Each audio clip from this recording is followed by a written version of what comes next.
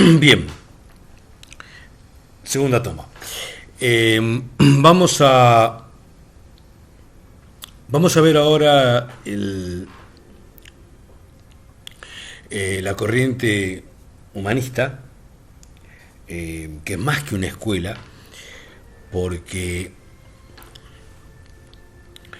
en realidad son varias escuelas, varios pensadores que tienen sus diferencias, sus distintas maneras de expresarse, hasta léxico distinto en algunos casos, pero que tienen en común una característica, justamente esto de ser humanistas. Con esto, ¿qué me refiero con esto de humanista? Bueno, en realidad es un término que se refiere a una concepción del mundo muy especial y cuya característica principal es poner al ser humano en el centro del universo. En lo más importante que hay en el mundo es el ser humano. Y sobre todo la cuestión del respeto por el ser humano, evitar su sufrimiento, no castigarlo, tratar de dar la posibilidad de que se realice, que saque lo mejor de sí mismo. Esta es la concepción central del pensamiento humanista. La corriente humanista dentro de psicología se refiere a aquella serie de escuelas o de pensadores o de psicólogos que han puesto este concepto del pensamiento humanista en el centro del desarrollo de su teoría. La diferencia, digamos, ¿por qué es tan importante el pensamiento humanista? Bueno, porque es la diferencia fundamental con lo que fue el pensamiento místico, digamos, ¿no? O el pensamiento religioso, todo aquel que ponía algo por encima del ser humano, básicamente Dios o una fuerza sobrenatural, algo de ese estilo por encima del ser humano. En el caso del humanismo, no. Lo más importante que hay en el universo, en el mundo, en la historia, es el ser humano. No hay nada por encima de él. Y sobre todo esta cuestión del respeto por los otros, el respeto por los otros seres humanos, digamos, ¿no? Que merecen tener una serie de derechos que se plasmaron en la famosa Declaración de los Derechos del Hombre de la Revolución Francesa o en la actual Declaración de los Derechos Humanos de la Organización de las Naciones Unidas, propuesta por la Cruz Roja Internacional. Pero bueno, básicamente la idea central es esa, a diferencia de lo que podría ser un pensamiento mecanicista al estilo del cognitivismo o del conductismo, o un pensamiento de tipo más irracional o más pasional, ¿no es cierto?, del psicoanálisis, ¿no? En ese sentido, poner al ser humano en el centro como lo más importante, como lo que no es discutible y lo que tenemos que respetar, es lo central de esta idea. Pero tenemos que tener en cuenta, y acá sí esto es muy importante, es que la idea del humanismo es que el centro del ser humano es su conciencia. Lo que nos hace humanos, lo que nos hace diferente de otros animales, de otras especies, de otros seres vivos, es la conciencia. Y sobre todo, dentro del caso de la conciencia, la racionalidad, ¿no es cierto? Lo fundamental del ser humano es la racionalidad, ¿no es cierto? La razón es nuestra base. Y por lo tanto, nosotros nos dedicamos a estudiar, eso podríamos llamarlo la inteligencia, si quieren, ¿no? Viene lo cuestionado, lo dificultoso que es la inteligencia cuando lo estudiamos desde el punto de vista del cognitivismo, ¿no? Pero para esto es una visión más sencilla del tema, ¿no? Somos inteligentes, somos racionales, sabemos reconocer lo que es la verdad de lo que es la mentira, etc. Es más, podemos tener una discusión basada en la razón, ¿no es cierto? En argumentos racionales, en argumentos que sean serios, que sea, no serios en cuanto a que no se rían, sino serios en cuanto a que tengan razón de ser, tengan relaciones lógicas con sus antecedentes. ¿no? Es una forma de ver la racionalidad, es eso, ¿no? Como una relación lógica entre las partes. En realidad, ya cuando nos metemos en el problema de racionalidad, estamos en un problema más complicado todavía, porque ¿qué es lo racional? Lo racional es lo que los seres humanos creen que es racional, digamos, ¿no? O dicho de otra manera, diferenciar lo que es racional, lo que es de la razón, de lo que es un prejuicio, de lo que es un sentido común, de lo que la cultura enseña o de lo que la gente está acostumbrada, es un punto difícil de discernir, digamos, ¿no? O no del todo claro. Pero de cualquier manera, desde el punto de vista de esta escuela o de esta corriente de escuela,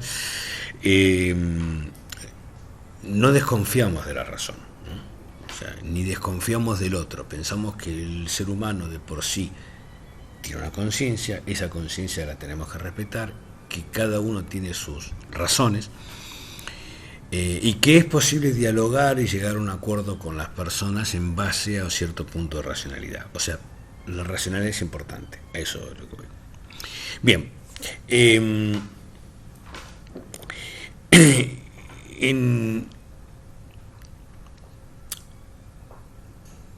se entiende la diferencia, ¿no?, con respecto al conductismo y al psicoanálisis, ¿no? Este es un camino, si se quiere, más convencional. Para nosotros esto es muy importante, digo, para nosotros que estamos en enfermería y en la Cruz Roja, porque la principal característica de la disciplina, de la profesión de enfermería, es el humanismo, ¿no? Surgió como una disciplina humanística, surgió por la necesidad de respetar al otro, de aliviarle su sufrimiento, de estar preocupado por el otro. Surgió con cierta característica altruista, ¿no? Quizás si pudiéramos definir el humanismo, sería como su mejor característica o su principal característica es el altruismo, ¿no? Estar preocupado por los otros o querer hacer cosas por los otros. Eso por un lado. Y por otro lado, Cruz Roja, que es la institución humanística por excelencia, ¿no? Es la principal institución humanística internacional, y también el altruismo es su característica fundamental, por lo menos en su origen. Después podemos discutir si Cruz Roja nos gusta o no nos gusta, si hace las cosas bien o mal, es otra historia, pero su idea original de cómo está es fundamentalmente aliviar el sufrimiento de los demás. Y esa, diríamos, es esa preocupación por el otro, ese altruismo, esa preocupación por los demás y por aliviar su sufrimiento, está en el centro de la corriente humanística, de la psicología. Bien. ¿Cuáles son sus...? Y por esa razón es que, bueno, la escuela humanística se define por lo que llama la tercera vía. No son ni los conductistas, ¿no es cierto?, o cognitivistas que piensan en la psicología como algo mecánico, ni el psicoanálisis, que lo piensa como algo determinado por el inconsciente, por las pasiones, por las pulsiones, etc. Sino que está algo dominado por la razón.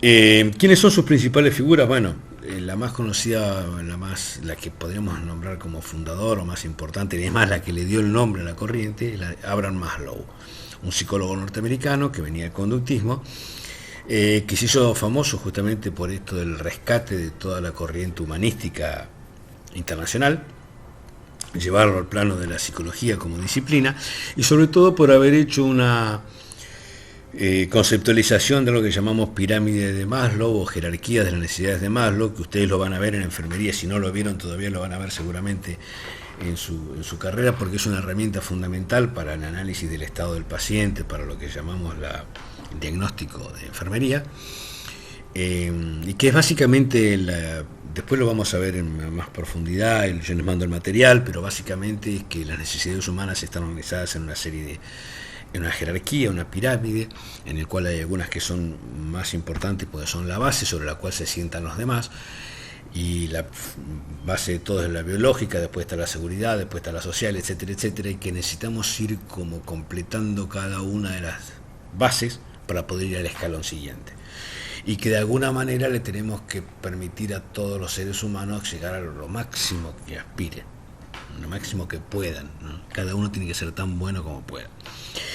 Bien, Este es Maslow. Otra figura importante es Carl Rogers, otro psicólogo norteamericano que se hizo famoso muy conocido por el tema de lo que se llama terapia centrada en el cliente, por la razón de que para él no son pacientes, son clientes, en el sentido de que el cliente siempre tiene razón. O sea, la razón siempre está del lado del paciente o del cliente, no del terapeuta. ¿Por qué? Bueno, porque él es un ser humano, tiene su conciencia, su racionalidad, y él es el que sabe de su vida. Lo que le puede hacer un terapeuta es darle herramientas, visiones, para que esta persona pueda llegar a sus realizaciones, pueda ser la mejor persona que pueda. Otra de las figuras importantes y muy reconocidas, Eric Berne, otro psicólogo norteamericano, que en este caso venía del psicoanálisis, pero que hizo una adaptación del psicoanálisis a la técnica humanística, en el sentido de mayor respeto por el paciente, mayor respeto por la individualidad, y que, bueno, en realidad lo más interesante de Berne son una serie de juegos, ¿no es cierto?, que propone o que explica los juegos en los que jugamos y nos salimos de nuestra propia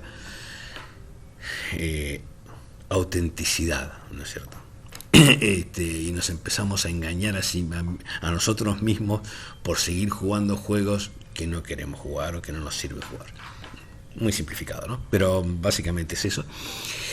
Y después tenemos otra que podemos hablar, es de Viktor Frankl. Ya es un austríaco, superviviente de un campo de concentración de la Segunda Guerra Mundial, en la cual, obviamente de origen judío, ¿no? Obviamente que se planteaba el tema de que, bueno, el drama del hombre contemporáneo es la ausencia de sentido, y que lo que tenemos que hacer como psicólogos es tratar de ayudar a las personas a encontrar su sentido, o a buscar su sentido.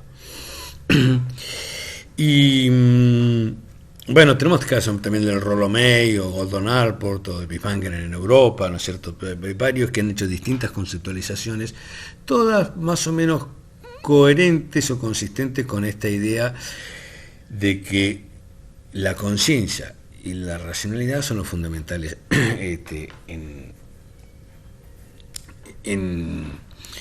el ser humano, digamos, ¿no?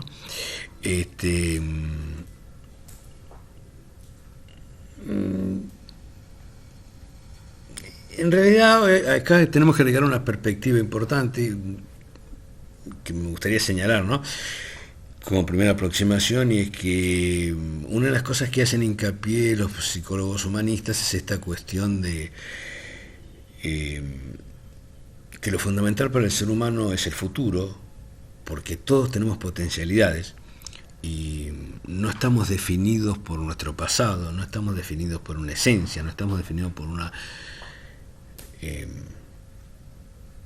determinación, no estamos determinados, ¿verdad? Tenemos un espectro de libertad que debemos ejercer, y que la función, sobre todo desde el punto de vista terapéutico, es esto de dar las posibilidades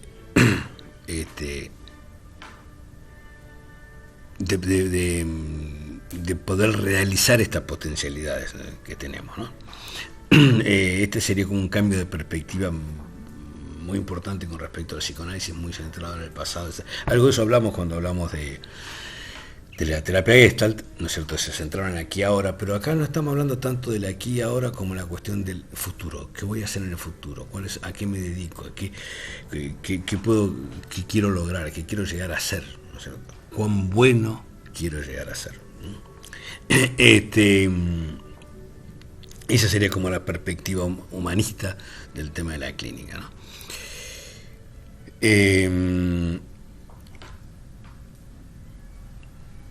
Lo que tiene esto de, digamos, de importante para nosotros, es en realidad la escuela más, o la corriente de escuelas más, si quieren, más naturales, más convencionales, que nos parece más lógica, ¿no? Esto de centrarse sobre lo que las personas saben, y saben, que es nuestra característica humana fundamental, ¿no? La conciencia y el saber que sabemos, y esta cuestión de el respeto por los derechos de cada uno y que el saber está en el sujeto en sí, no en el terapeuta o en una ciencia externa, es como a nosotros nos suena muy normal, muy natural, digamos, ¿no? Y en ese sentido, es la que nos resulta más fácil de todas en ese punto. Hay un punto donde esto se complica un poco, que es cómo explica la maldad, digamos, ¿no? Porque una de las cuestiones de la posición humanista es que el ser humano es bueno en principio, ¿no? Bueno, la maldad se explica por las circunstancias. Si alguien es malo es porque